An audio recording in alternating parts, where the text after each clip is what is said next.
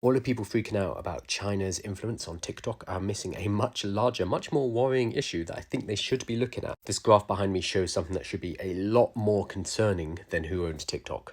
Right now, China owns 61% of AI patents. And in 2022, more patents were issued for Chinese AI technologies than the rest of the world combined.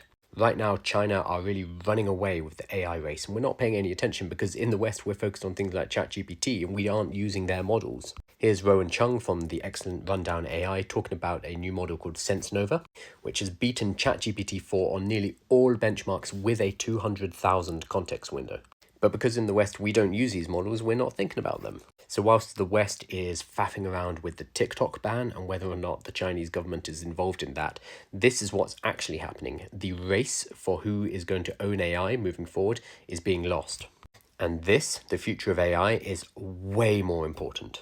So for full transparency, I'm not actually saying this as somebody who is scared of or doesn't like China. I lived in China, in Beijing for a couple of years. I speak Mandarin Chinese. All I want to highlight is that China is playing the long game, whilst in the West, in America and Europe, we are bickering about small things like TikTok.